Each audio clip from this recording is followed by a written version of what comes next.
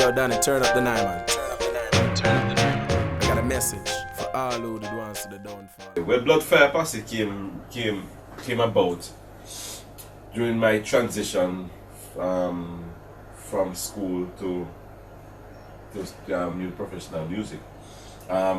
Most of the guys in the band were guys who would play together from high school. Other than came out of KC. JC had a school band, KC had a school band, Calabar had a school band. So these various bands is almost like the cream of the crop at that period of time. After school, they came together. The band actually started on UA campus, where they called us one day because they had a concert and just wanted a band. We didn't have a band really. We just used to get together and jam. And prior to going on stage, they said, "What's the name of the band?" And they just come out and said, "Bloodfire." And so the band was formed. We were actually a backing band at the time. Started a backing band. Paul Blake was a budding singer, come out of KC too. I wanted to sing, and we used to do a lot of concerts with him.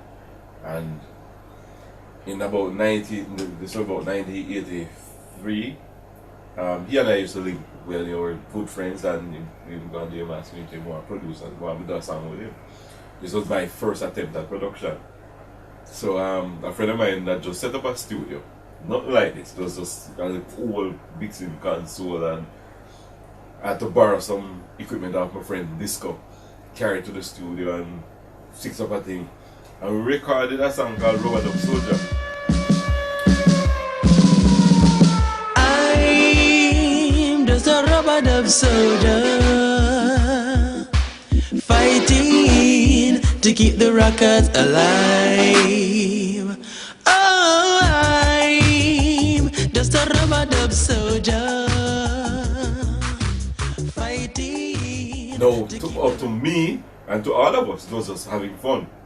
It was no expectation. As a matter of fact, the tape that was recorded, because we never have no money. The tape that was recorded was a friend of mine who had a little piece left over on his tape. And I was like, I just need to put a song on it, you know? And we did that song on the recording with Big Studio time. And this song come out and mash up the place. This when the song was released, it was the first fully, call it sequenced recording out of Jamaica.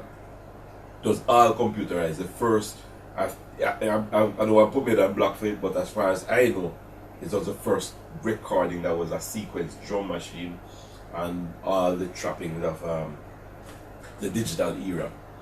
It sounded different from everything else, and it was, trust me, it's like the music industry turned upside down when that song dropped.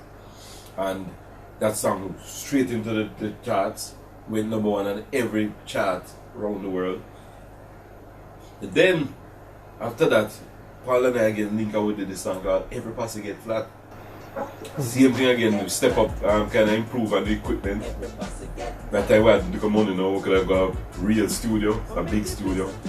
And we went in with this drum machine again and put the computerized thing, and man, that song became a national, it became the national anthem. And that song again went to the British national chart this time. Then we got signed to Sony, and we lived in England for a while. Less than a year, we just were there because we were signed to the label. And even in England, it was so amazing. Felt good. That's because we consider ourselves some youth, you know? And how we're being recognized on the streets. You know, as we walked on the streets, people were seeing us because we're on TV a lot. And that deal lasted a little bit until, it got, as youthful exuberance. And over time, the group started to fall apart.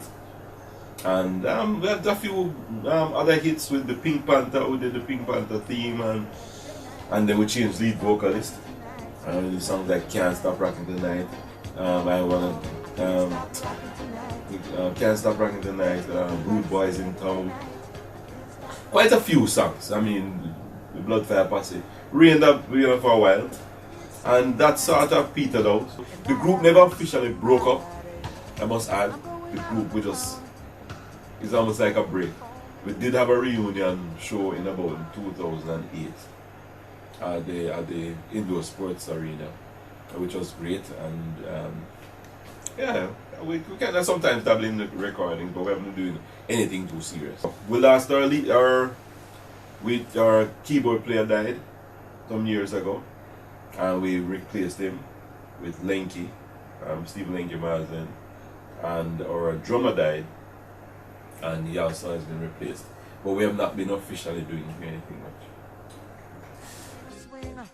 And every man is doing his own thing. Good vibes aflow, and nobody's ready to go. No, love is on the floor, and they're crying out for more.